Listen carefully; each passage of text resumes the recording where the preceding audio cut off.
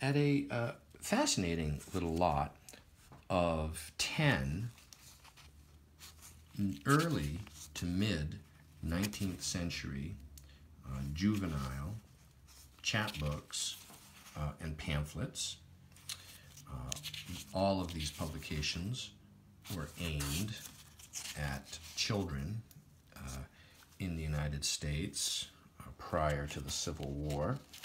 As typical, some of these early chapbooks like these from the 1830s and 20s really do show signs of age and handling. This one here, for instance, clearly some early owner has attempted, the African children, to, oh, look at this, the Kaffir boy, the, Indian girl, to, enhance the appearance of the interior with color, since color printing for children was pretty rare at this date.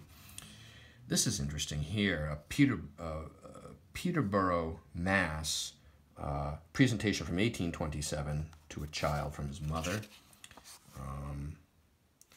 The American Sunday Union, Philadelphia, and the Tract Society were two organizations that were produced a continual stream of publications for the moral enhancement of youth in the United States. This is interesting here. Most of these have woodcut illustrations in them,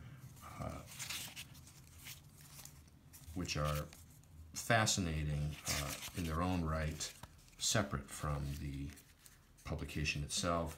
Divine and Moral Songs. This one's probably a little bit later, perhaps maybe 1850s it could be. This one here, 4th of July Tale, appears to look like it's probably from the 1830s, I would estimate. Nice theme, 4th of July. Here's a catechism on the 10 Commandments, again with numerous woodcut illustrations throughout. This sort of didactic, religious, instructional publication was quite typical of the era.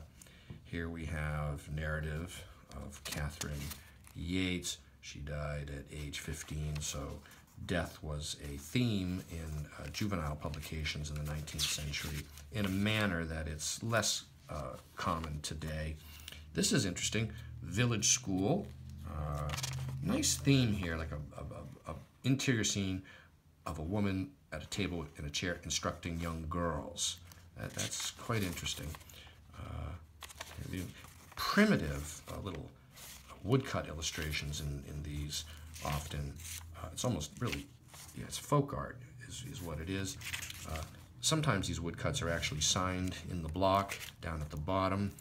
Look at that, they're playing ball here, perhaps rugby or some similar game. Oh, cat and dog.